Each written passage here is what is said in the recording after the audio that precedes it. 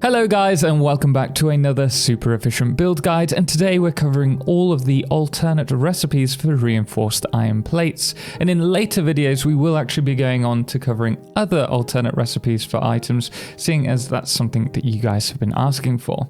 Now if you are new to the game, I do recommend checking out my video on vanilla reinforced iron plates first. I'll put a link in the top right hand corner now so that you can check that out, as these recipes won't be available until you've unlocked them with the hard drives.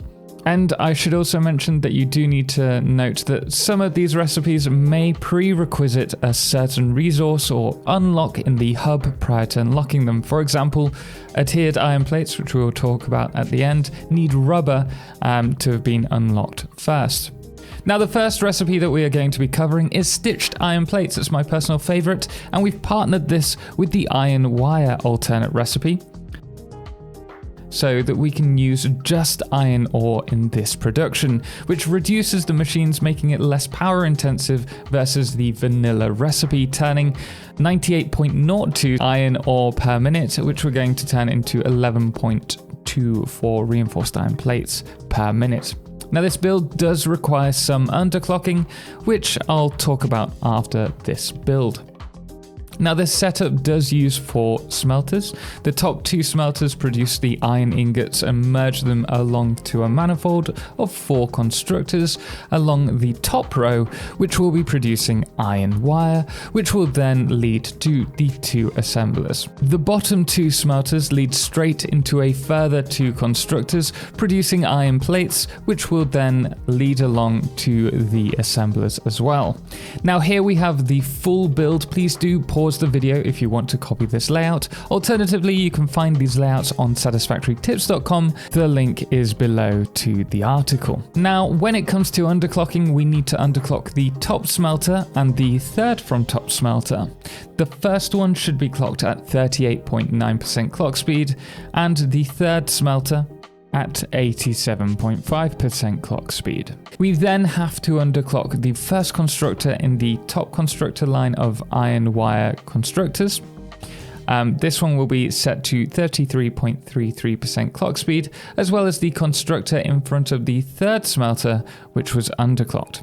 The constructor should be producing iron plates and should also be set to 87.5% clock speed. And these resources will all run along their given manifolds to the assemblers, producing stitched iron plates at 100% clock speed. That's the first recipe. Our next recipe is the bolted iron plates. Now to make this as simple as possible, this build will be producing 30 reinforced iron plates per minute and makes use of the steel screw alternate recipe. So I suggest checking out my guide on steel, which I'll put in the top right hand corner if you're not sure how to do that. Now the build will consume 270 iron ore per minute and 9.615 steel beams per minute, was consuming a total of 109.519 megawatts. For this, we will place 9 smelters along the top of the grid, being fed by a manifold of iron ore, producing iron ingots. You can then skip the wait time for this manifold by pre-filling the machines, and do note that you will need to use Mark III belts due to the amount of resources on this line. Next, we're going to place 9 constructors directly in front of each of the smelters and set each of these to iron plates. These will then head towards the 2 assemblers, splitting off to each one as a simple load balance. All of these should be running at 100% clock speed. We will also need to place 2 more constructors, turning the steel beams into screws, and I've placed these facing the assemblers. These screw lines are not merged together as there's a lot of resources on the lines, and so each one just runs directly into the assembler. Now, one thing to bear in mind is that the steel screw constructors do need to be set at an underclock of 96.1538% each. And at this point, your setup should run smoothly, producing 30 reinforced iron plates per minute. Now, before we talk about our next and last recipe, if you are finding this video helpful, please do drop a thumbs up. It really does help the video reach others in need. And if you want to see more of my guides, then make sure to hit the subscribe button. And if you don't want to miss out, make sure to hit the bell. Anyway, let's get on to adhered iron plates. This recipe requires you to have already unlocked rubber in order to unlock. This build will use 7.5 rubber and 33.75 iron ore per minute to produce 7.5 reinforced iron plates per minute, using just under 39 megawatts.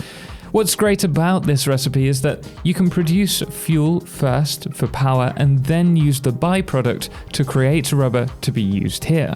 It's a simple setup once you've produced the rubber. The rubber can be then directly sent to the assemblers, and we then need to build 2 smelters feeding directly into 2 constructors, before then going on to the 2 assemblers, and as you can see, it's really quick to set up. One of the smelters and the constructor that's in front of it do need to be underclocked to 12.5%, and once you've done that, make sure to merge the iron plates together from both the constructors before splitting them between the 2 assemblers.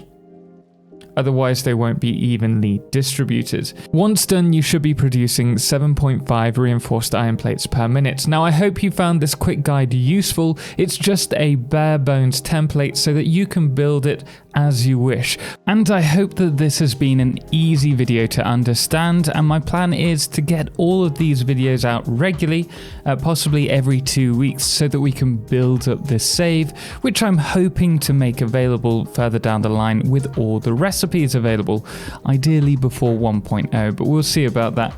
We might have to continue to develop it. As for the next episode, let me know what alternate recipes you'd like me to cover next. I have a few videos already planned, but perhaps there's something more important, a particular recipe that's important to you. So make sure to drop it below in the comment section. And I should also mention, let me know if you enjoyed this quick style of guide, or whether you'd prefer me to take more time next time, really going into the recipes a little more, because it is, at the end of the day, to help you guys learn about the recipes and understand the game better. But that is all we have in this episode. If you're looking for a more advanced item guide, why not check out this encased industrial beam guide? You'll be needing them for the Mark IV conveyors in a future video. Anyway guys, thank you for watching, and thank you to all of our amazing supporters, most notably our Solar Eclipse patrons, the Calamity, Cerebral Tag, James Irwin and Jerry 2, as well as our Lunars, Dixie Chris, Lord of July and Ben, as well as our Blood Moon of the day, Papa Snoozy. Anyway guys, until next time, as always, ciao for now.